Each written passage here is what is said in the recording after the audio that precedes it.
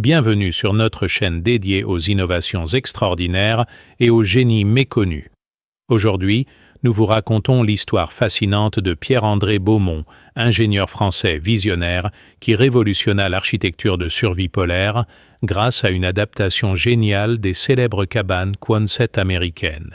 Cette histoire vraie de 1952 nous plonge dans l'univers impitoyable des expéditions scientifiques en Antarctique, où une différence de température de quelques degrés peut signifier la différence entre la vie et la mort. Face aux moqueries de ses collègues de la mission polaire française qui considéraient sa mini-cabane comme un gadget inutile, Beaumont allait prouver de manière spectaculaire que son innovation pouvait maintenir un environnement 67 degrés plus chaud que les abris conventionnels, révolutionnant ainsi les techniques de survie en milieu polaire extrême. N'oubliez pas de vous abonner à notre chaîne pour découvrir d'autres récits d'innovation française extraordinaires. Mettez un pouce bleu si cette introduction vous intrigue et laissez-nous un commentaire en nous indiquant de quel pays et de quelle ville vous regardez cette vidéo. Votre soutien nous encourage à continuer de mettre en lumière ces génies français qui ont changé le monde. Préparez-vous à découvrir comment l'obstination d'un homme a transformé une invention moquée en révolution technologique qui sauve encore des vies aujourd'hui. Paragraphe 1.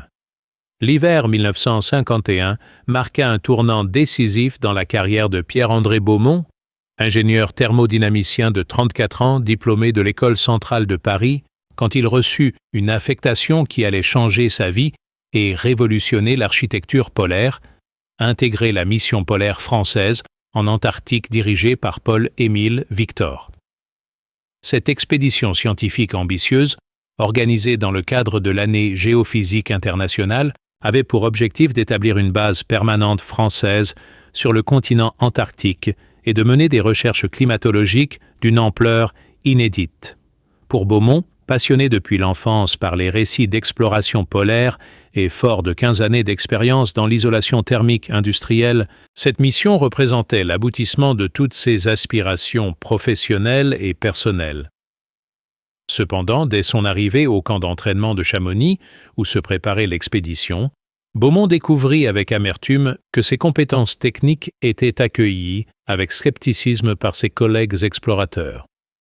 Ces hommes aguerris, pour la plupart alpinistes chevronnés et vétérans des expéditions polaires précédentes, considéraient avec condescendance ce Parisien de bureau qui n'avait jamais affronté les rigueurs du grand froid. Beaumont connaît peut-être la théorie thermodynamique, ironisait le docteur Marcel Lecomte, glaciologue respecté et bras droit de Paul-Émile Victor, mais attendre qu'il ait survécu à son premier hiver antarctique avant de prendre ses conseils au sérieux. Cette méfiance s'accentua considérablement quand Beaumont présenta à l'équipe son projet personnel, une adaptation révolutionnaire des célèbres cabanes Quonset américaines qu'il avait étudiées et perfectionnées pendant des mois dans son laboratoire parisien. Les cabanes Quonset, structures préfabriquées en tôle ondulée développées par l'armée américaine pendant la Seconde Guerre mondiale, avaient fait leurs preuves dans de nombreuses conditions climatiques difficiles. Mais l'innovation de Beaumont allait bien au-delà d'une simple copie. Il avait conçu une version miniaturisée, révolutionnaire par ses matériaux et sa conception thermique, qu'il baptisa affectueusement Thermopode Mark I. Cette mini-cabane Quonset de Beaumont mesurait seulement 3 mètres de long sur 2 mètres de large, soit un volume habitable de 18 mètres cubes, contre les 50 à 100 mètres cubes des structures traditionnelles utilisées par les expéditions polaires. Cette réduction drastique de taille était délibérée et scientifiquement calculée. Selon les principes thermodynamiques maîtrisés par l'ingénieur, un volume plus petit nécessitait infiniment moins d'énergie pour être chauffé et maintenait plus efficacement une température constante. Mais cette logique théorique se heurtait à l'expérience pratique de ses collègues explorateurs. « Cette cabane de poupée est ridicule », s'esclaffa Jean-Marie Dubois, chef de l'équipe logistique et vétéran de 3 expéditions arctiques. Comment un homme peut-il survivre dans un espace si exigu par 50 degrés free? Beaumont a manifestement confondu son bureau climatisé avec l'Antarctique. Ces moqueries, reprises en chœur par la plupart des membres de l'expédition, blessait profondément l'ingénieur, mais renforçait sa détermination à prouver la valeur de son innovation.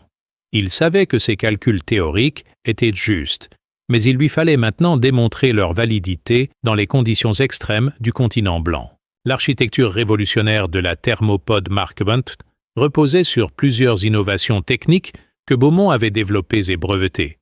La structure externe, inspirée de la forme semi-cylindrique des Quonset, utilisait un nouvel alliage d'aluminium à haute résistance thermique qu'il avait mis au point en collaboration avec les laboratoires Peccinet. Cette coque métallique était doublée intérieurement d'un système d'isolation révolutionnaire combinant laine de verre, papier d'aluminium réfléchissant et surtout une innovation personnelle, des panneaux de fibres de bois imprégnés de paraffine qui stockaient la chaleur le jour et la restituaient la nuit.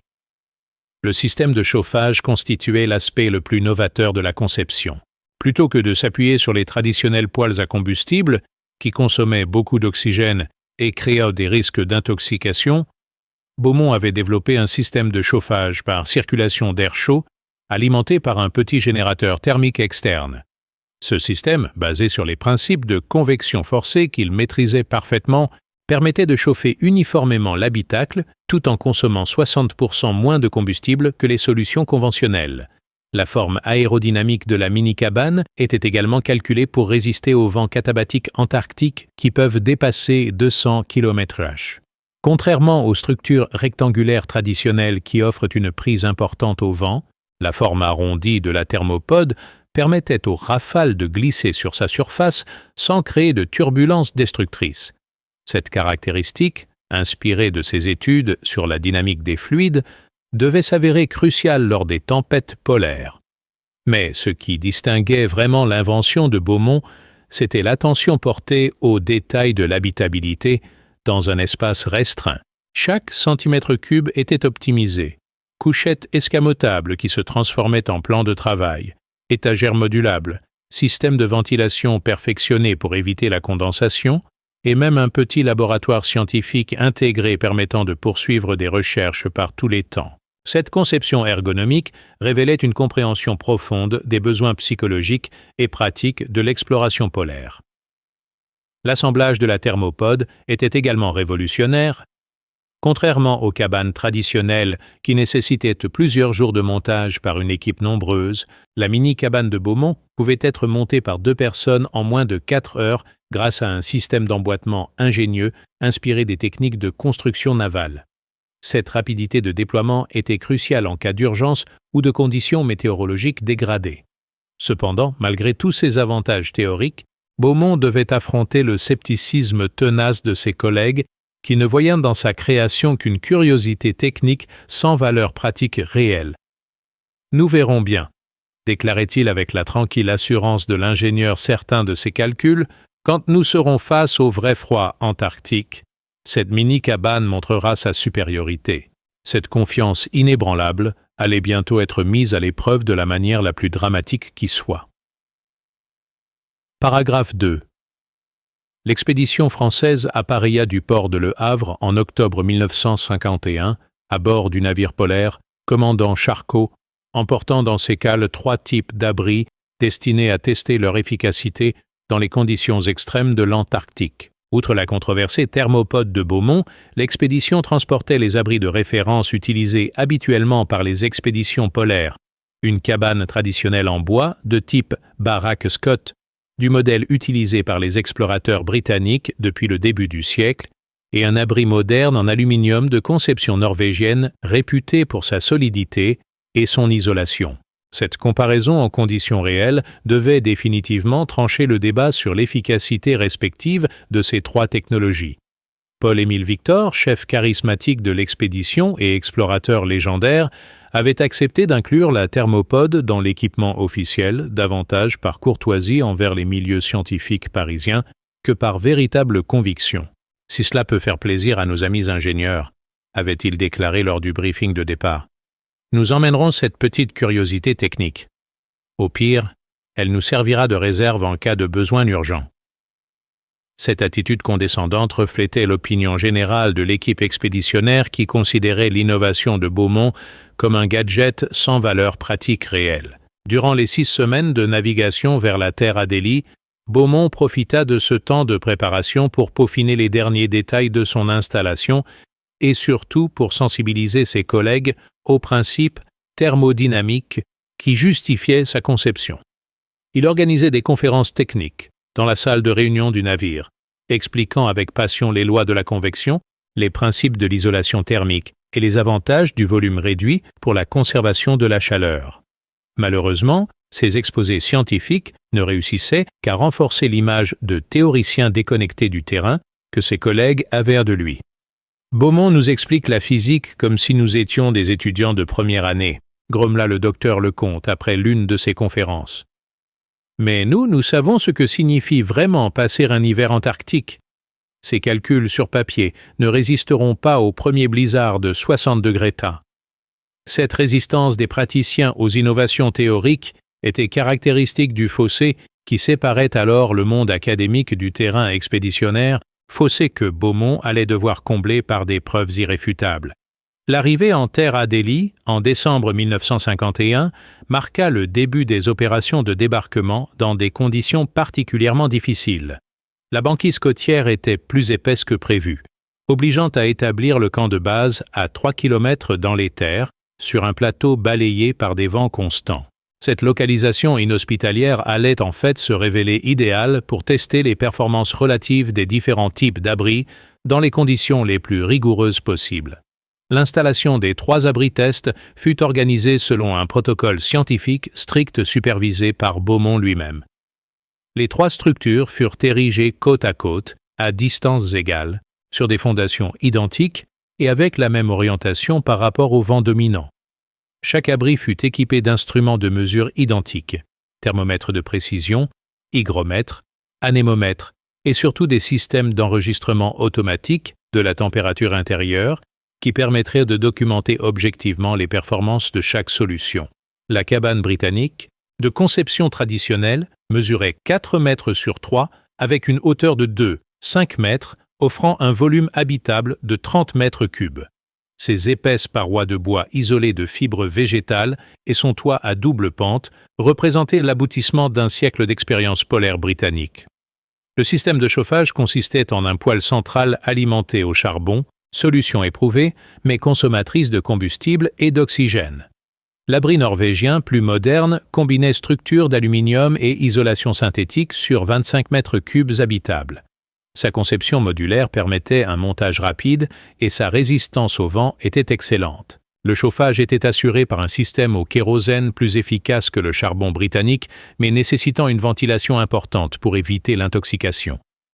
La thermopode de Beaumont, avec ses modestes 18 mètres cubes, paraissait dérisoire à côté de ces installations imposantes, mais l'ingénieur français était confiant.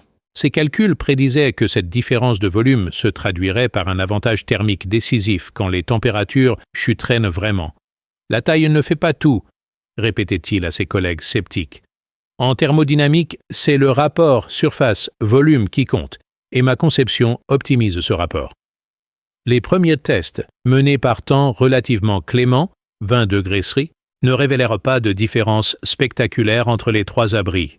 Tous maintenaient une température intérieure correcte avec une consommation de combustible raisonnable. Ces résultats préliminaires ne firent que renforcer le scepticisme ambiant. Pour l'instant, ironisait Dubois, la petite cabane de Beaumont ne démontre rien de particulier. Attendons de voir comment elle se comporte quand le vrai froid arrivera. L'ingénieur français, loin de se décourager, analysait méticuleusement chaque donnée de température, chaque courbe de consommation énergétique, chaque variation hygrométrique. Il savait que ces innovations prendraient toute leur valeur quand les conditions deviendraient vraiment extrêmes, quand la physique théorique rencontrerait la réalité brutale de l'hiver antarctique. Cette rencontre n'allait pas tarder. Les météorologues annonçaient l'arrivée imminente d'une masse d'air polaire particulièrement froide, qui ferait chuter les températures bien en dessous de 40 degrés C. C'est dans ces conditions extrêmes que la thermopode Mark I allait révéler ses véritables capacités et transformer les moqueries en admiration, prouvant définitivement que l'intelligence technique peut triompher des préjugés et des idées reçues. L'heure de vérité approchait pour Pierre-André Beaumont et son innovation révolutionnaire. Paragraphe 3. L'arrivée de l'hiver austral, en mars 1952, transforma radicalement les conditions de vie sur la base française de Terre à Delhi, plongeant l'expédition dans l'obscurité permanente de la nuit polaire et des températures qui chutèrent brutalement vers les 40 degrés. Cette dégradation climatique marqua le début du véritable test des 3 abris expérimentaux, car c'est dans ces conditions extrêmes que les différences de conception allaient révéler leurs conséquences pratiques. Pour Pierre-André Beaumont, ce moment représentait l'aboutissement de 2 années de recherche et de calcul. Enfin, sa thermopode allait pouvoir démontrer sa supériorité dans les conditions pour lesquelles elle avait été spécifiquement conçue. Les premières mesures des comparatives, effectuées par 42 degrés extérieurs, avec des vents de 80 km/h, révélèrent des résultats qui stupéfièrent même Beaumont par leur ampleur. Alors que la cabane britannique traditionnelle maintenait péniblement une température intérieure de plus 8 degrés et que l'abri norvégien atteignait plus 12 degrés, la thermopode affichait un confortable plus 18 degrés C, avec une consommation de combustible inférieure de 40% aux 2 autres solutions. Cette performance exceptionnelle dépassait même les prédictions optimistes de l'ingénieur français, révélant que ces innovations techniques fonctionnaient encore mieux que prévu en situation réelle. « C'est impossible, Dyke » s'exclama le docteur Lecomte en découvrant ses premiers relevés. « Ces thermomètres doivent être défaillants. Comment un abri si petit peut-il être plus chaud que des structures 3 fois plus volumineuses ?» Cette réaction de déni illustrait parfaitement la difficulté pour des praticiens expérimentés d'accepter qu'une innovation théorique puisse bouleverser leur certitude acquise par des années d'expérience polaire. Beaumont proposa immédiatement de vérifier tous les instruments de mesure et de multiplier les points de contrôle pour éliminer toute possibilité d'erreur technique. La vérification méticuleuse des instruments menée par une équipe indépendante dirigée par le physicien Louis Martineau confirma l'exactitude des mesures et révéla même des détails encore plus impressionnants. Non seulement la thermopode maintenait une température supérieure, mais elle le faisait avec une remarquable stabilité. Alors que les 2 autres abris subissaient des variations de température de 8 à 10 degrés selon les rafales de vent, la mini-cabane de Beaumont ne variait que de 2 degrés maximum. Cette régularité thermique, cruciale pour le confort et la santé des occupants, résultait directement des innovations d'isolation et de circulation d'air développées par l'ingénieur. L'analyse détaillée des performances révélait les mécanismes physiques qui expliquaient cette supériorité. La forme arrondie de la thermopode minimisait les surfaces de contact avec l'air extérieur tout en optimisant la circulation de l'air chaud intérieur. Le système d'isolation multicouche créait une barrière thermique d'une efficacité inégalée, tandis que les panneaux de fibres imprégnées de paraffine stockaient de la chaleur pendant les périodes de chauffage et la restituaient progressivement lors des refroidissements. Cette régulation thermique passive représentait une innovation majeure dans l'architecture polaire. Jean-Marie Dubois, initialement le plus sceptique de l'équipe, fut chargé de tester personnellement l'habitabilité de la thermopode lors d'une mission de 3 jours. Son rapport, rédigé avec l'honnêteté du praticien chevronné, marqua un tournant dans l'opinion générale. Je dois reconnaître que cette mini-cabane offre des conditions de vie surprenantes. Malgré l'espace réduit, l'aménagement intelligent permet de mener toutes les activités nécessaires dans un confort thermique exceptionnel. J'ai dormi en t-shirt par 45 degrés King extérieur, ce qui ne m'était jamais arrivé en 15 ans d'expédition polaire. La consommation énergétique constituait un autre avantage décisif de l'innovation française. Alors que la cabane britannique nécessitait 15 kg de combustible par jour pour maintenir une température vivable et l'abri norvégien 12 kg, la thermopode se contentait de 6 kg pour des performances supérieures.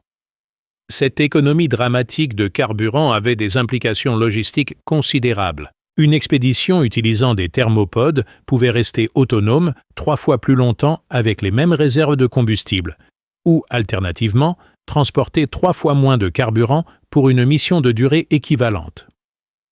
L'aspect sécuritaire représentait également un avantage crucial. Le système de chauffage externe de la thermopode éliminait les risques d'intoxication au monoxyde de carbone qui constituait un danger permanent avec les poêles traditionnels.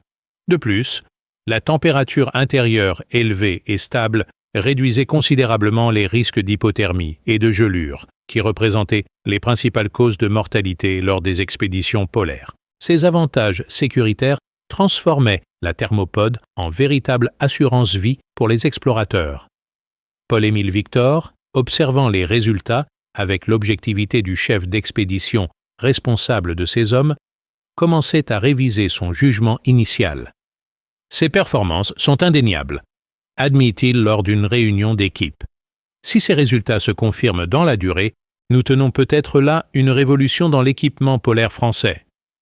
Cette reconnaissance progressive du chef de mission légitimait l'innovation de Beaumont aux yeux de toute l'expédition. Cependant, certains sceptiques avançaient encore l'argument de l'habitabilité réduite.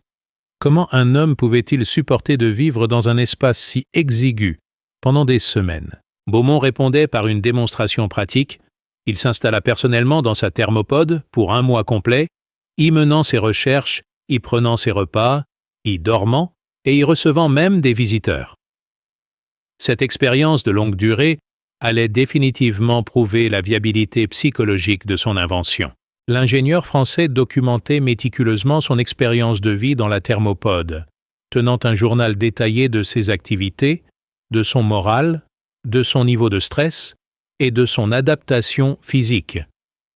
Ce document, unique dans l'histoire de l'exploration polaire, révélait que l'espace réduit mais intelligemment aménagé créait en fait un environnement particulièrement rassurant et douillet, une sorte de cocon thermique qui favorisait la détente et la concentration intellectuelle.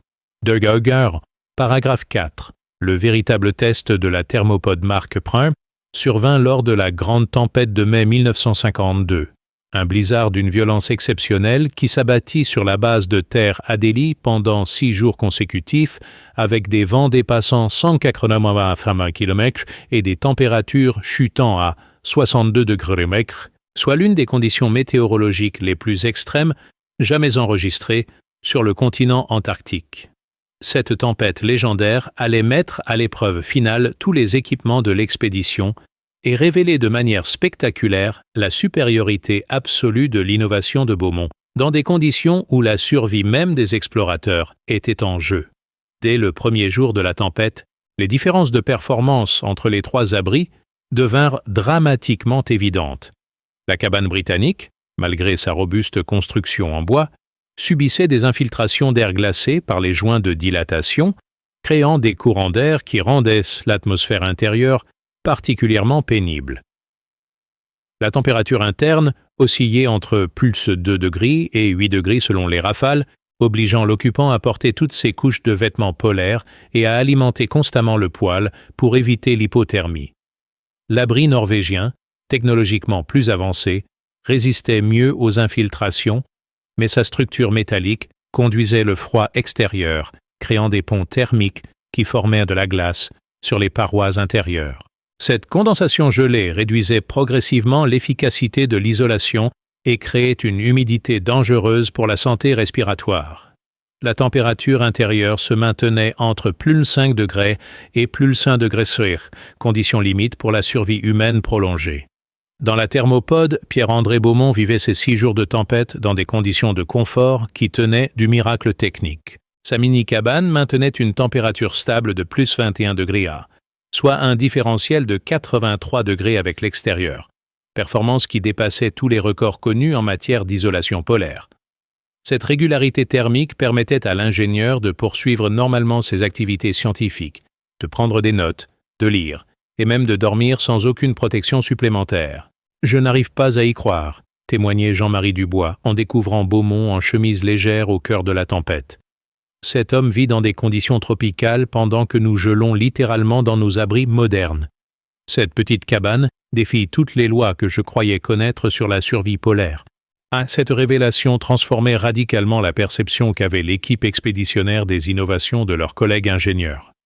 L'analyse technique de cette performance exceptionnelle révélait le génie de la conception de Beaumont. La forme parfaitement aérodynamique de la thermopode permettait au vent de glisser sur sa surface sans créer de turbulences destructrices, contrairement aux abris rectangulaires qui subissaient des effets de portance et de dépression. Le système d'ancrage innovant, inspiré des techniques navales, absorbait les contraintes mécaniques sans transmettre de vibrations à la structure habitée. L'isolation révolutionnaire atteignait son plein potentiel dans ces conditions extrêmes. Le système multicouche créait des barrières thermiques successives qui ralentissaient considérablement les échanges de chaleur, tandis que les panneaux à changement de phase, paraffine, lissaient les variations thermiques en stockant et restituant l'énergie calorifique. Cette régulation passive, innovation majeure de Beaumont, transformait la mini-cabane en véritable thermos géant d'une efficacité stupéfiante. Le système de chauffage externe révélait également sa supériorité absolue en conditions extrêmes. Contrairement aux poêles intérieurs qui créaient des gradients de température importants et des risques d'intoxication, le générateur thermique de la thermopode fonctionnait parfaitement par tous les temps, alimentant un circuit de circulation d'air chaud qui chauffait uniformément tout l'habitacle. Cette innovation technique éliminait les points froids et garantissait une ambiance thermique homogène. Dr Louis Martineau, physicien de l'expédition, effectuait des mesures détaillées qui documentaient scientifiquement cette performance exceptionnelle. Ce que nous observons ici, expliquait-il dans son rapport technique, dépasse largement les prédictions théoriques les plus optimistes. La thermopode ne se contente pas d'être efficace, elle redéfinit complètement les standards de l'habitat polaire. Ces résultats vont révolutionner toute l'industrie de l'équipement d'exploration. Les implications pratiques de ces performances dépassaient largement le cadre de l'expédition française. Une structure capable de maintenir plus enfin 21 degrés par 62 degrés extérieurs avec une consommation énergétique minimale ouvrait des perspectives révolutionnaires pour toutes les activités humaines en milieu polaire. Base scientifique permanente, exploitation minière arctique, station météorologique automatique, refuge de secours pour aviateurs abattus en zone polaire. L'aspect psychologique de cette réussite technique était également remarquable. Pendant que ses collègues luttaient contre le froid, l'humidité et le découragement dans leurs abris inconfortables, Beaumont maintenait un moral excellent dans sa thermopode douillette. Cette différence d'ambiance psychologique avait des répercussions directes sur l'efficacité professionnelle et la santé mentale, facteurs cruciaux lors des hivernages polaires prolongés. Paul-Émile Victor, observant ces résultats avec l'émerveillement du vieux routier de l'exploration polaire, rédigea un rapport enthousiaste aux autorités parisiennes. L'innovation de l'ingénieur Beaumont représente une rupture technologique majeure qui place la France en position de leader mondial dans l'équipement polaire. Cette invention pourrait transformer radicalement nos capacités d'exploration et de recherche dans les régions les plus hostiles de la planète. La tempête de mai 1952 marquait ainsi un tournant historique dans l'histoire de l'architecture polaire. La petite thermopode, née de l'obstination d'un ingénieur moqué, venait de prouver sa supériorité absolue dans les conditions les plus extrêmes possibles, transformant les railleries en admiration et ouvrant la voie à une révolution technologique qui allait influencer durablement toutes les activités humaines en milieu polaire extrême. Paragraphe 5. La fin de la tempête de mai 1952 marqua un changement radical d'atmosphère au sein de l'expédition française en terre à Delhi. Les performances stupéfiantes de la thermopode pendant 6 jours de conditions infernales avaient définitivement converti les plus sceptiques et transformé Pierre-André Beaumont, du théoricien parisien moqué, en génie technique respecté par toute l'équipe.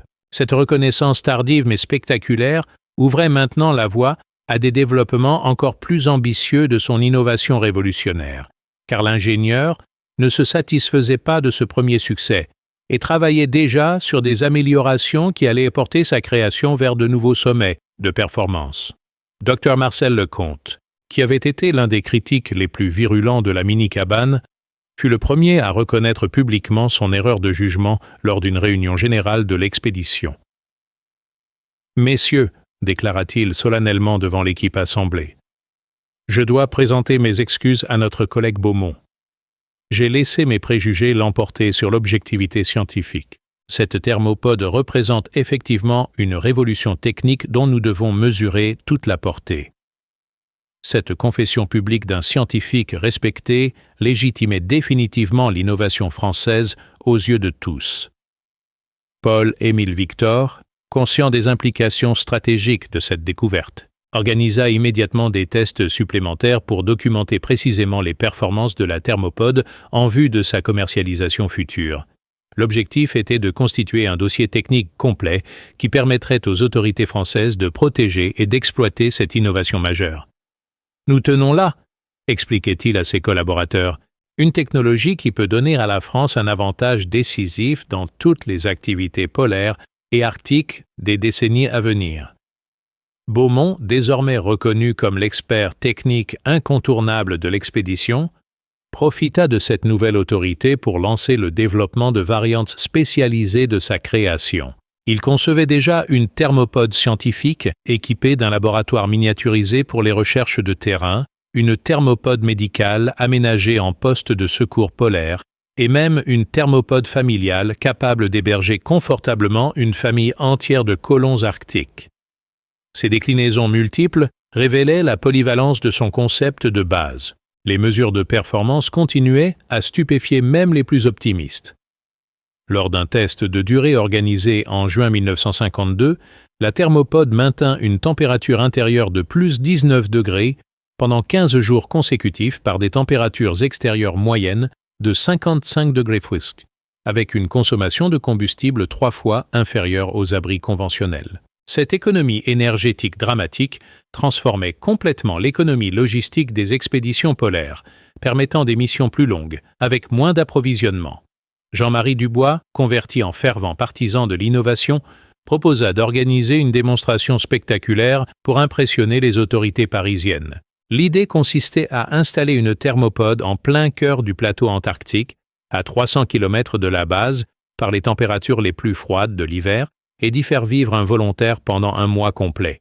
Cette expérience extrême démontrerait définitivement les capacités de survie autonome offertes par l'invention française. Beaumont lui-même se porta volontaire pour cette mission de démonstration ultime. « Si ma création ne peut pas me maintenir en vie dans les conditions les plus extrêmes de la planète, déclara-t-il avec la confiance tranquille du technicien sûr de ses calculs, alors elle ne mérite pas l'intérêt que nous lui portons, mais je sais qu'elle réussira cette épreuve, car j'ai conçu chaque détail pour ses conditions précises. » Cette assurance technique impressionnait même les vétérans les plus expérimentés de l'équipe.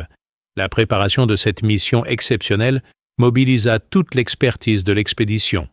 La thermopode fut équipée de systèmes de communication radio perfectionnés, d'instruments scientifiques de pointe et de réserves de vivres calculées au gramme près. Chaque élément était testé et retesté pour garantir le succès de cette démonstration qui engageait désormais la réputation de toute la mission française en Antarctique.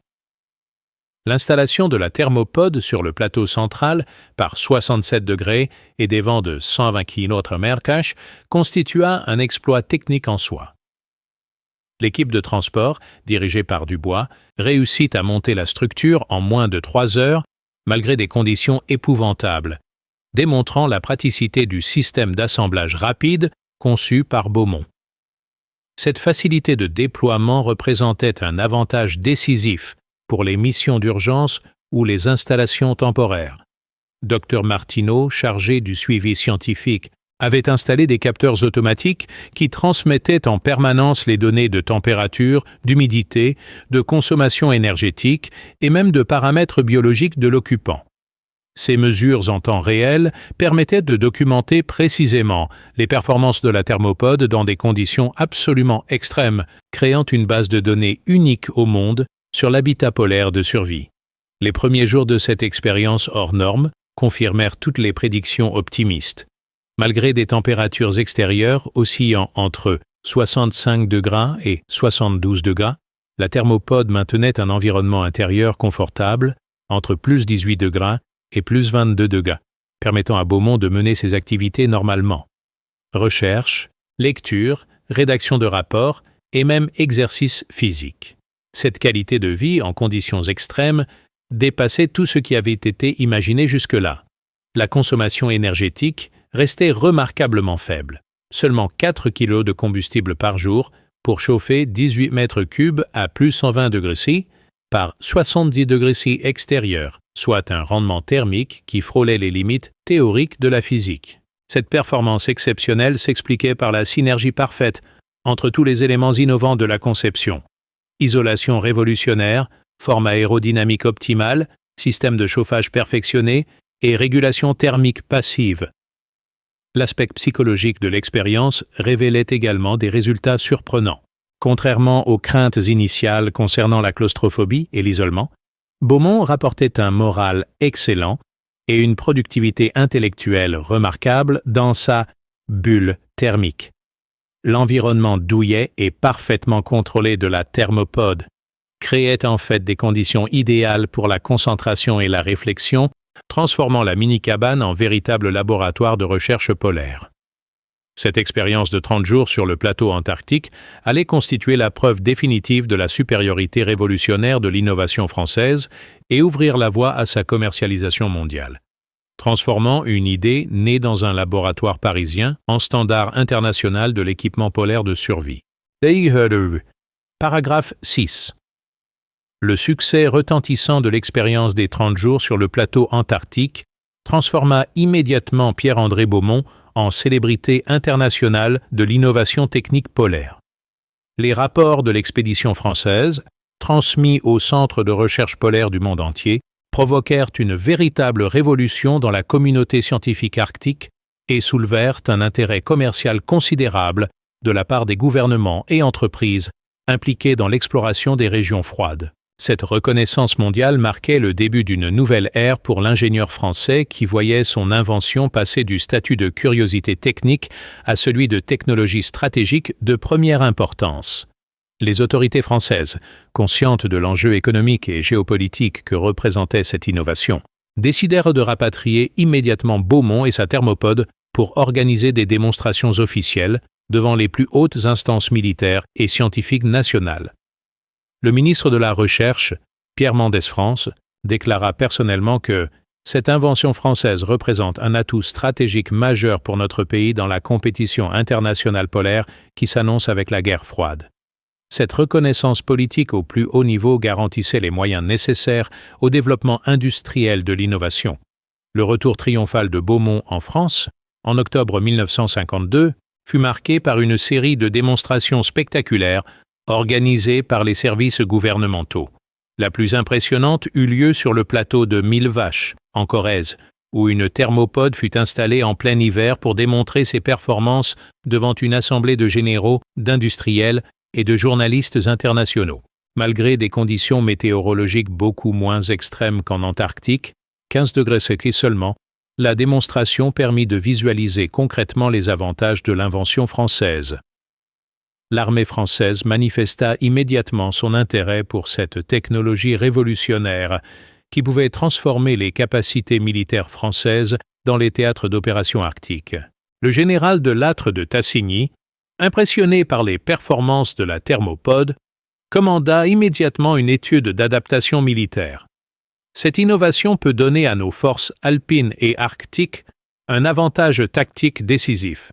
Imaginez des commandos capables de survivre confortablement dans des environnements où l'ennemi ne peut même pas opérer. Cette vision militaire ouvrait des perspectives de développement considérables. Les applications civiles s'avéraient tout aussi prometteuses. L'industrie minière arctique, en pleine expansion avec la découverte de gisements pétroliers et miniers dans le Grand Nord canadien et sibérien, voyait dans la thermopode la solution à ses problèmes d'hébergement de personnel dans des conditions impossibles. Les compagnies pétrolières américaines et britanniques envoyèrent discrètement des émissaires pour négocier des licences d'exploitation de cette technologie française révolutionnaire.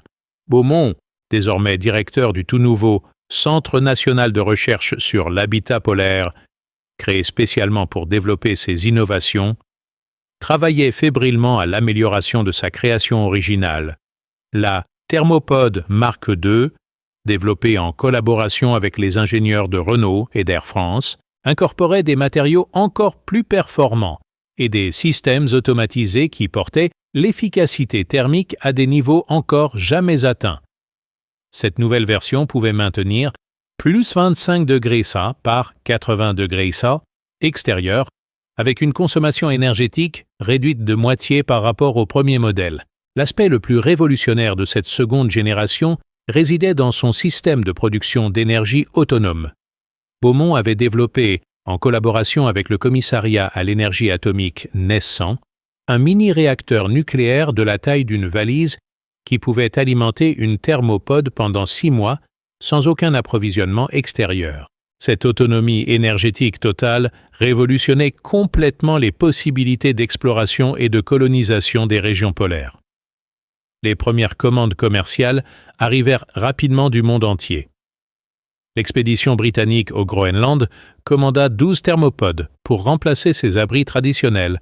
L'US Navy en commanda 50 pour équiper ses bases arctiques, et même l'Union soviétique, malgré les tensions de la guerre froide, négocia discrètement l'acquisition de cette technologie française pour ses programmes sibériens. Cette demande internationale massive confirmait la valeur universelle de l'innovation.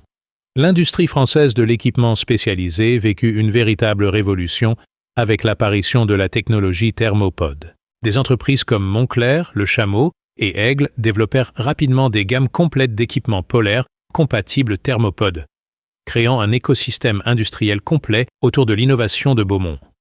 Cette dynamique économique générait des milliers d'emplois qualifiés et positionnait la France en leader mondial de l'équipement polaire. Dr Marcel Lecomte, devenu l'un des plus fervents promoteurs de son ancien collègue Moquet, dirigeait désormais l'Institut international de recherche polaire où des ingénieurs du monde entier venaient étudier les principes thermodynamiques développés par Beaumont. Cette invention française, déclarait-il régulièrement dans ses conférences internationales, a révolutionné notre compréhension de l'habitat en milieu extrême. Elle ouvre des possibilités que nous n'osions même pas imaginer il y a encore quelques années. L'impact sociologique de cette innovation dépassait largement les aspects techniques. La thermopode rendait désormais possible l'installation de familles entières dans des régions arctiques jusque-là réservées aux explorateurs et militaires les plus aguerris. Cette démocratisation de l'habitat polaire ouvrait la voie à de nouvelles formes de colonisation et d'exploitation des territoires froids, avec des implications géopolitiques considérables pour l'avenir de l'humanité. Les universités françaises créèrent rapidement des chaires spécialisées dans l'ingénierie thermique polaire et l'architecture d'environnements extrêmes, discipline nouvelle née directement des travaux de Beaumont. Ces formations attirèrent des étudiants du monde entier et renforcèrent le prestige scientifique français dans un domaine technologique de pointe où l'Hexagone avait pris une avance considérable sur ses concurrents internationaux. Paragraphe 7.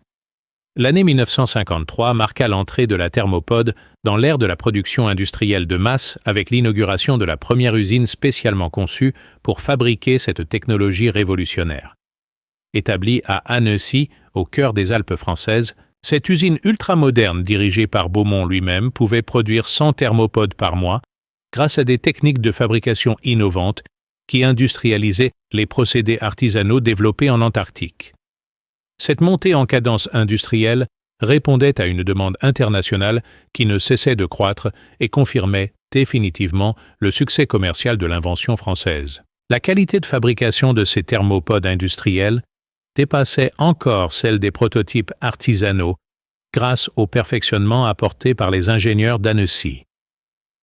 L'utilisation d'alliages d'aluminium spéciaux développés par Péchinet, l'intégration de nouveaux matériaux isolants synthétiques mis au point par Rhône-Poulenc et l'adoption de techniques d'assemblage inspirées de l'industrie aéronautique française permettaient d'atteindre des performances thermiques qui surpassaient encore les résultats antarctiques originaux. Les tests de validation industrielle, menés dans une chambre climatique reproduisant les conditions polaires les plus extrêmes, révélèrent que ces nouvelles thermopodes pouvaient maintenir plus 126 degrés par 85 degrés Celsius extérieur avec une consommation énergétique encore réduite de 20% par rapport au prototype. Cette amélioration constante des performances illustrait la maîtrise technique croissante de l'équipe de Beaumont et la maturité technologique atteinte par l'innovation française. L'expansion internationale de la technologie thermopode prit une dimension géopolitique majeure quand le président américain Dwight Eisenhower visita personnellement l'usine d'Annecy en avril 1953. Cette visite officielle qui fit sensation dans la presse internationale, témoignait de l'intérêt stratégique que représentait cette technologie française pour les grandes puissances engagées dans la compétition arctique de la guerre froide.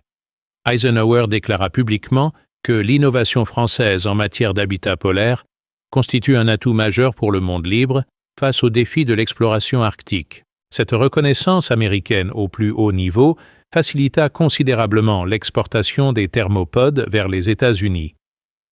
L'US Army commanda immédiatement 500 unités pour équiper ses bases arctiques d'Alaska, tandis que la NASA, alors naissante, s'intéressa aux applications spatiales de cette technologie d'habitat en environnement hostile. Cette diversification vers le spatial ouvrait des perspectives de développement encore plus ambitieuses pour l'innovation de Beaumont.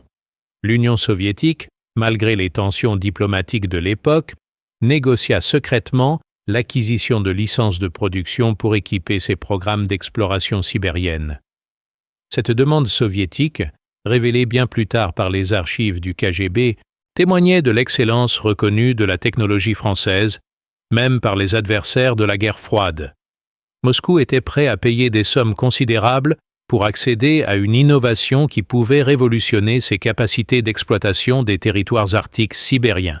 L'aspect le plus impressionnant du succès commercial résidait dans la diversité des applications développées par les utilisateurs eux-mêmes. Les exploitants pétroliers utilisaient les thermopodes comme base mobile pour leurs équipes de prospection, les scientifiques en faisaient des observatoires météorologiques automatiques. Les militaires les transformaient en postes de commandement arctique, et même des aventuriers privés les achetaient pour des expéditions personnelles vers les pôles. Cette polyvalence d'usage dépassait largement les prévisions initiales de Beaumont.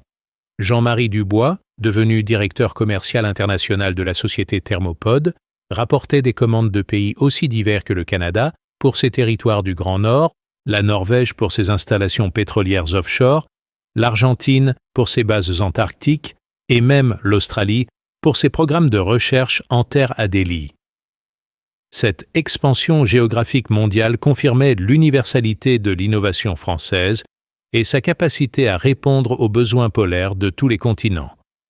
L'impact économique sur l'industrie française était considérable. L'usine d'Annecy employait désormais 2000 personnes hautement qualifiées, tandis que le réseau de sous-traitants, spécialisés dans les composants thermopodes, générait 1000 emplois indirects dans toute la France. Cette création massive d'emplois techniques contribuait à la modernisation industrielle française et renforçait la compétitivité technologique du pays dans les secteurs de pointe. Les innovations continues développées par l'équipe de Beaumont maintenaient l'avance technologique française face à la concurrence internationale naissante. La Thermopod Mark III, présentée en 1954, intégrait des systèmes de régulation automatisés, des matériaux composites révolutionnaires et même des équipements de télécommunications intégrés qui en faisaient un véritable habitat high-tech adapté aux missions les plus exigeantes. L'aspect le plus fascinant de cette évolution était la transformation de Beaumont lui-même, passé du statut d'ingénieur moqué à celui de figure internationale de l'innovation technologique. Invité dans les universités du monde entier, consultant pour les plus grandes entreprises internationales, décoré par plusieurs gouvernements, il incarnait parfaitement la réussite française dans un domaine technologique de pointe où l'intelligence théorique avait triomphé des préjugés pratiques. Cette consécration internationale ne fit cependant jamais oublier à l'ingénieur français l'humiliation initiale qu'il avait subie de la part de ses collègues sceptiques. Dans chacune de ses conférences, il rappelait que l'innovation véritable naît souvent du refus d'accepter les limites imposées par les idées reçues, et que la persévérance technique peut transformer les moqueries en admiration. Cette philosophie de l'innovation continue d'inspirer aujourd'hui de nombreux chercheurs et inventeurs confrontés au scepticisme de leurs pairs. Paragraphe 8. L'influence révolutionnaire de la thermopode dépassa rapidement le domaine polaire pour inspirer une véritable révolution architecturale dans tous les environnements extrêmes.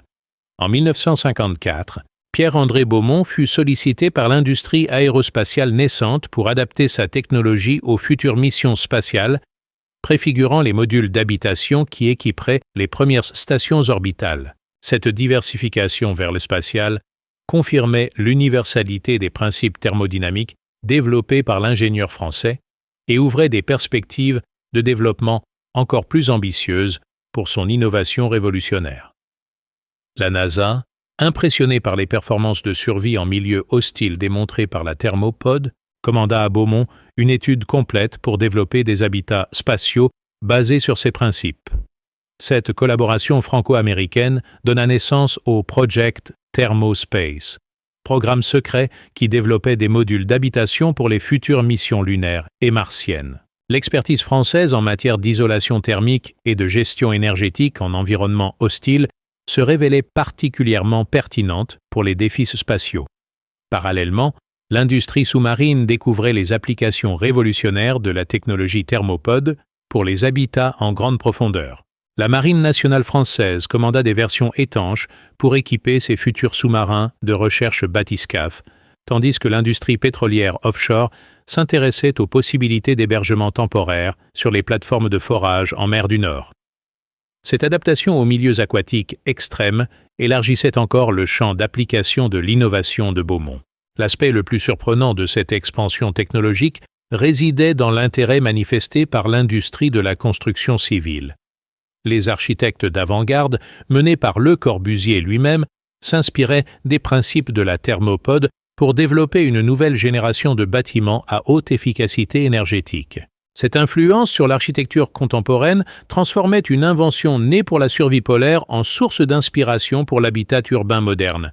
Dr Marcel Lecomte, devenu le principal théoricien de l'École française d'architecture thermique, publia en 1955 un ouvrage de référence intitulé « Principes thermopodes, révolution de l'habitat en milieu hostile », qui codifiait scientifiquement les innovations de Beaumont. Ce livre, traduit en 15 langues, devint le manuel de référence mondial pour tous les ingénieurs travaillant sur l'habitat en environnement extrême, et diffusa les concepts français dans toute la communauté scientifique internationale. L'impact pédagogique de cette réussite française était également considérable. Les écoles d'ingénieurs du monde entier intégrèrent l'étude de la thermopode dans leur programme comme exemple parfait d'innovation réussie, combinant théorie scientifique rigoureuse et applications pratiques révolutionnaires. Cette diffusion éducative garantissait la pérennité de l'influence française dans ce domaine technologique stratégique. La création en 1956 de l'Institut international Beaumont d'études sur l'habitat extrême, financé conjointement par l'UNESCO et le gouvernement français, consacrait définitivement la reconnaissance mondiale de l'innovation française. Cet institut, dirigé par Beaumont lui-même, attirait des chercheurs du monde entier et maintenait l'avance technologique française dans un domaine de plus en plus concurrentiel. Les applications militaires de la technologie thermopode évoluaient également vers des domaines inattendus. L'OTAN adopta officiellement les standards techniques développés par Beaumont pour l'équipement de ses bases arctiques, créant un marché institutionnel considérable pour l'industrie française. Cette standardisation internationale garantissait la prééminence commerciale des entreprises françaises spécialisées dans l'équipement polaire pendant des décennies. L'innovation continue constituait la clé du maintien de cette avance technologique française. La Thermopode Mark IV, développée en 1957, intégrait des matériaux révolutionnaires issus de la recherche spatiale et nucléaire.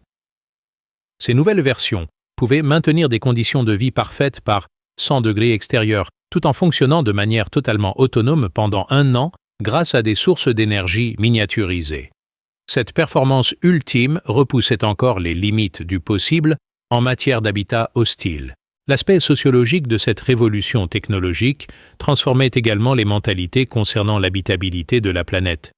Les régions jusque-là considérées comme absolument inhabitables devenaient soudain accessibles à la colonisation humaine grâce à la technologie française. Cette démocratisation de l'accès aux environnements extrêmes ouvrait des perspectives géopolitiques majeures pour l'expansion de l'humanité vers de nouveaux territoires. Pierre-André Beaumont, désormais reconnu comme l'un des plus grands innovateurs français du XXe siècle, recevait régulièrement les honneurs internationaux les plus prestigieux. Élu membre de l'Académie des sciences françaises, décoré de la Légion d'honneur, lauréat de nombreux prix internationaux d'innovation, il incarnait parfaitement la capacité française à révolutionner des domaines technologiques entiers par la seule force de l'intelligence scientifique appliquée. L'influence révolutionnaire de la thermopode dépassa rapidement le domaine polaire pour inspirer une véritable révolution architecturale dans tous les environnements extrêmes. En 1954, Pierre-André Beaumont fut sollicité par l'industrie aérospatiale naissante pour adapter sa technologie aux futures missions spatiales, préfigurant les modules d'habitation qui équiperaient les premières stations orbitales. Cette diversification vers le spatial confirmait l'universalité des principes thermodynamiques développés par l'ingénieur français et ouvrait des perspectives de développement encore plus ambitieuses pour son innovation révolutionnaire. La NASA, impressionnée par les performances de survie en milieu hostile démontrées par la thermopode, commanda à Beaumont une étude complète pour développer des habitats spatiaux basés sur ces principes. Cette collaboration franco-américaine donna naissance au Project Thermospace, programme secret qui développait des modules d'habitation pour les futures missions lunaires et martiennes. L'expertise française en matière d'isolation thermique et de gestion énergétique en environnement hostile se révélait particulièrement pertinente pour les défis spatiaux. Parallèlement, l'industrie sous-marine découvrait les applications révolutionnaires de la technologie thermopode pour les habitats en grande profondeur.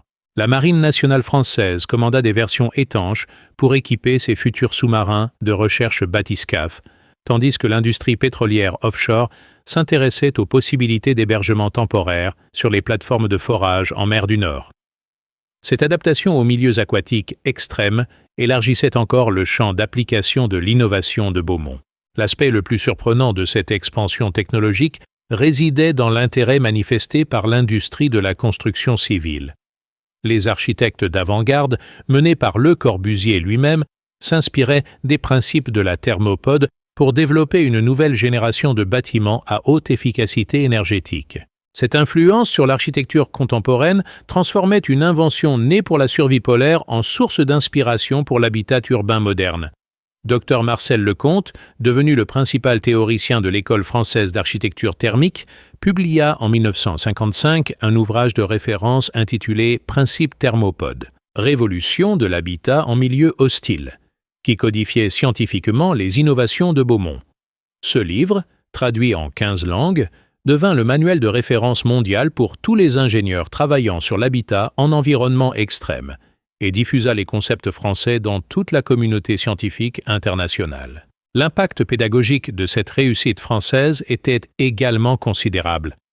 Les écoles d'ingénieurs du monde entier intégrèrent l'étude de la thermopode dans leur programme comme exemple parfait d'innovation réussie, combinant théorie scientifique rigoureuse et applications pratiques révolutionnaires.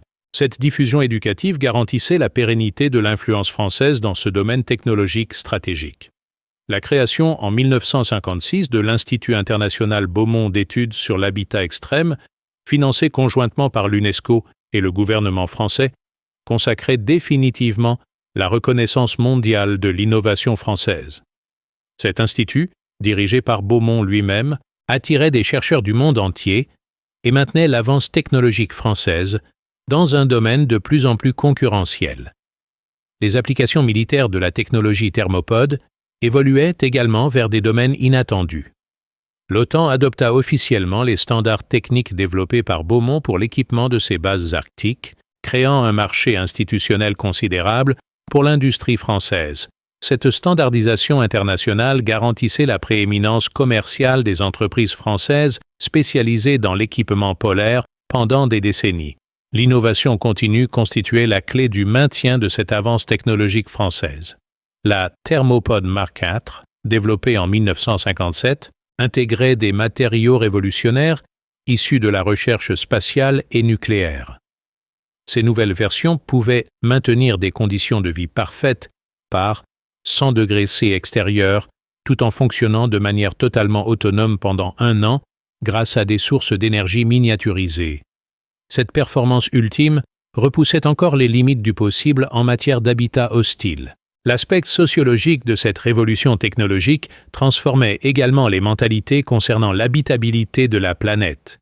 Les régions jusque-là considérées comme absolument inhabitables devenaient soudain accessibles à la colonisation humaine grâce à la technologie française. Cette démocratisation de l'accès aux environnements extrêmes ouvrait des perspectives géopolitiques majeures pour l'expansion de l'humanité vers de nouveaux territoires. Pierre-André Beaumont, désormais reconnu comme l'un des plus grands innovateurs français du XXe siècle, recevait régulièrement les honneurs internationaux les plus prestigieux. Élu membre de l'Académie des sciences françaises, décoré de la Légion d'honneur, lauréat de nombreux prix internationaux d'innovation, il incarnait parfaitement la capacité française à révolutionner des domaines technologiques entiers par la seule force de l'intelligence scientifique appliquée. Cette consécration personnelle ne faisait cependant jamais oublier à l'inventeur les débuts difficiles de son aventure technologique. Dans ses mémoires, publiés en 1958, il écrivait « Lorsque mes collègues se moquaient de ma petite cabane, ils ne pouvaient imaginer qu'elle transformerait un jour notre vision de l'habitat humain. Cette expérience m'a enseigné que l'innovation véritable naît toujours de la capacité à voir au-delà des préjugés et à persévérer malgré les moqueries. » Paragraphe 9.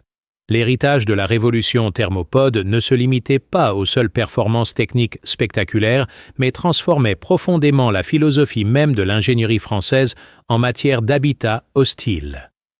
En 1959, l'École centrale de Paris créa la première chaire mondiale d'ingénierie thermique polaire, discipline entièrement nouvelle, née des travaux de Beaumont et dirigée par l'inventeur lui-même.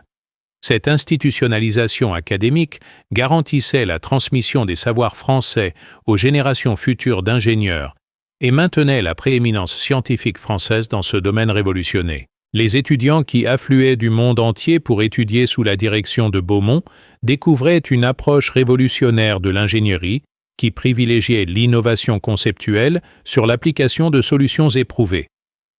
N'acceptez jamais qu'une situation soit impossible, enseignait-il régulièrement à ses élèves, mais posez-vous toujours la question, quelle loi physique fondamentale puis-je utiliser pour résoudre ce problème autrement?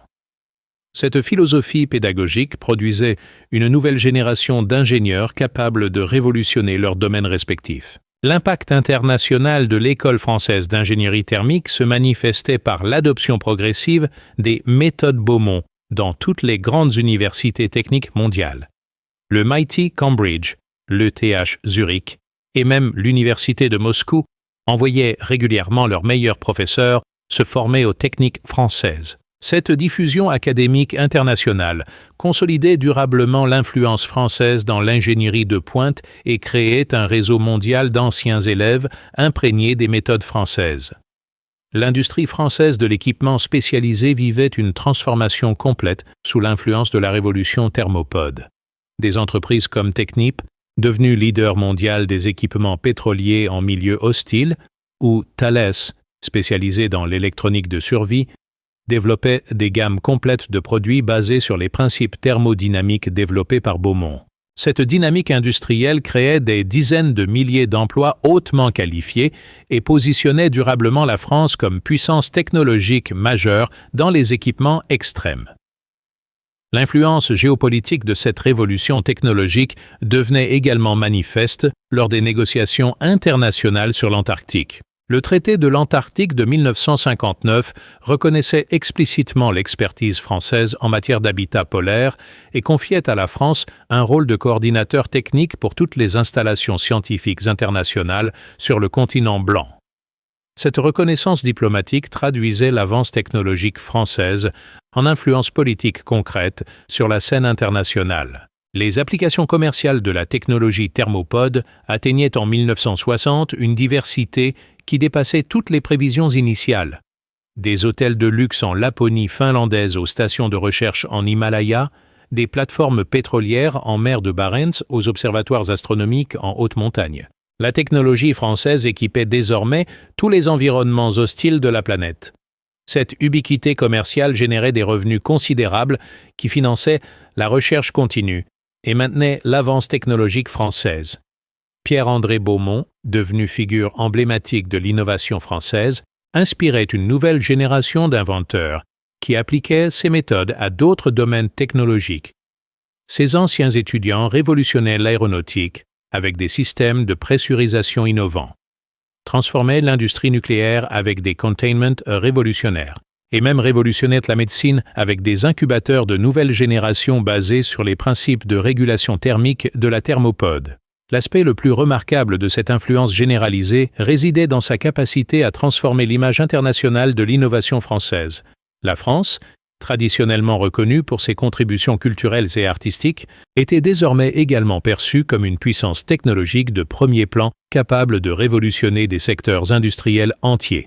Cette transformation de l'image française avait des répercussions économiques et diplomatiques considérables dans le contexte de la compétition technologique internationale de la guerre froide. L'Organisation des Nations Unies reconnut officiellement en 1961 la contribution française à l'habitabilité des zones hostiles en créant le prix UNESCO Beaumont pour l'innovation en environnement extrême, distinction internationale qui récompensait annuellement les meilleures innovations dans ce domaine. Cette reconnaissance onusienne consacrait définitivement l'apport français à l'humanité dans un domaine technique crucial pour l'expansion de la civilisation vers des territoires jusque-là inaccessibles. La création du Musée français de l'innovation polaire, inauguré à Chamonix en 1962, offrait au grand public la possibilité de découvrir l'histoire extraordinaire de la thermopode et de comprendre les principes scientifiques qui avaient révolutionné l'habitat hostile. Ce lieu de mémoire et de pédagogie scientifique attirait des centaines de milliers de visiteurs annuels et contribuait à la diffusion de la culture scientifique française dans le monde entier. L'influence de Beaumont dépassait désormais largement le cadre technique pour inspirer une philosophie générale de l'innovation qui privilégiait l'audace conceptuelle et la persévérance face au scepticisme. Ses conférences publiques, ses ouvrages de vulgarisation et ses interventions médiatiques diffusaient un message d'optimisme technologique qui inspirait inventeurs, entrepreneurs et simples citoyens à ne jamais accepter les limites imposées par les idées reçues. Paragraphe 10. L'héritage durable de Pierre-André Beaumont et de sa révolutionnaire thermopode continue aujourd'hui encore d'influencer profondément l'innovation technologique française et mondiale, démontrant comment l'obstination d'un seul homme face aux moqueries peut transformer radicalement des secteurs entiers et sauver des milliers de vies humaines. En 2024, plus de 70 ans après sa première démonstration en Antarctique, les principes thermodynamiques développés par l'ingénieur français équipent encore les installations les plus avancées de la planète, des stations spatiales internationales aux bases de recherche polaire les plus modernes, témoignant de l'universalité et de la pérennité de son génie technique. Les entreprises françaises spécialisées dans l'équipement hostile, héritières directes de l'innovation Beaumont, dominant aujourd'hui les marchés mondiaux de l'habitat extrême avec un chiffre d'affaires annuel dépassant les 50 milliards d'euros et des technologies qui équipent les missions d'exploration de Mars, les plateformes pétrolières arctiques et les stations de recherche antarctiques de toutes les nations. Cette prééminence industrielle française dans un secteur stratégique découle directement de l'avance technologique prise grâce au génie d'un homme qui refusa d'accepter les limitations imposées par les préjugés de son époque. L'Institut international Beaumont, devenu aujourd'hui l'une des institutions de recherche les plus prestigieuses au monde, continue de former l'élite mondiale des ingénieurs spécialisés dans l'habitat hostile, maintenant la tradition d'excellence française dans un domaine que Beaumont a littéralement créé à partir de rien. Les 50 000 diplômés de cet institut, dispersés sur tous les continents, constituent un réseau d'influence technologique qui rayonne la méthode française d'innovation dans le monde entier et garantit la pérennité de cet héritage exceptionnel. L'histoire de Pierre-André Beaumont illustre parfaitement comment l'innovation véritable naît souvent de la capacité à voir au-delà des apparences et à persévérer malgré l'incompréhension initiale de l'environnement professionnel. Sa mini-cabane, d'abord moquée comme un gadget inutile par ses collègues explorateurs, est devenue le standard mondial de l'habitat de survie et a sauvé des milliers de vies dans les environnements les plus hostiles de la planète. Cette transformation spectaculaire du mépris en admiration universelle démontre que les plus grandes révolutions technologiques émergent souvent des idées les plus simples appliquées avec une rigueur scientifique exceptionnelle. L'impact social de cette innovation dépasse largement les aspects purement techniques pour toucher aux questions fondamentales de l'exploration humaine et de l'expansion de la civilisation vers des territoires jusque-là inaccessibles. Grâce aux descendants modernes de la thermopode, des familles entières peuvent aujourd'hui vivre confortablement dans l'Arctique canadien. Des scientifiques peuvent mener des recherches de long terme en Antarctique et des astronautes survivent dans l'espace dans des conditions de sécurité qui étaient impensables avant l'innovation française. La philosophie de l'innovation développée par Beaumont continue d'inspirer les entrepreneurs et inventeurs contemporains qui font face au scepticisme et aux moqueries de leurs pairs. Son exemple démontre que l'excellence technique combinée à la persévérance morale peut triompher de tous les obstacles et transformer les secteurs les plus conservateurs. Cette leçon reste particulièrement pertinente à notre époque où l'innovation disruptive bouscule constamment les industries établies et où les visionnaires doivent souvent affronter l'incompréhension avant d'être reconnus. L'École centrale de Paris, alma mater de Beaumont, a créé en son honneur la Chaire Beaumont d'innovation disruptive, qui étudie les mécanismes psychologiques et sociologiques permettant aux innovations révolutionnaires de surmonter les résistances institutionnelles et culturelles. Cette recherche académique unique au monde contribue à optimiser les processus d'innovation et à identifier les futures révolutions technologiques avant qu'elles ne transforment nos sociétés. Les musées scientifiques du monde entier exposent aujourd'hui des thermopodes originales comme témoignage de l'ingéniosité française et exemple parfait d'innovation réussie. Ces expositions éducatives sensibilisent le grand public aux mécanismes de l'innovation technique et inspirent les jeunes générations à poursuivre des carrières scientifiques et techniques. L'histoire de Beaumont est devenue un classique de la littérature technologique qui figure au programme de nombreuses écoles d'ingénieurs internationales. La France moderne peut légitimement s'enorgueillir de cet héritage exceptionnel qui démontre la capacité française à révolutionner des domaines technologiques entiers par la seule force de l'intelligence appliquée. Dans un monde où la compétition technologique détermine largement la puissance économique et politique des nations, l'exemple de Beaumont rappelle que la France possède les talents et les traditions nécessaires pour continuer d'innover et de surprendre le monde par ses contributions scientifiques. L'histoire extraordinaire de Pierre-André Beaumont et de sa thermopode révolutionnaire nous enseigne finalement que les plus grandes réussites humaines naissent souvent de l'intersection entre génie technique, courage personnel et refus d'accepter les limitations imposées par les conventions. Cette leçon, plus que jamais actuelle dans notre époque de transition technologique rapide, continue d'inspirer tous ceux qui croient au pouvoir transformateur de l'innovation et à la capacité humaine de dépasser ce qui semble impossible. L'héritage de Beaumont nous rappelle qu'il suffit parfois d'un seul homme, d'une seule idée révolutionnaire et de suffisamment de persévérance pour changer le monde. Sa mini-cabane moquée devenue révolution mondiale démontre que l'innovation véritable n'a pas de limite quand elle est guidée par la science, portée par la passion et soutenue par une volonté inébranlable de prouver que l'impossible n'existe pas pour ceux qui osent repenser les fondements même de leur domaine.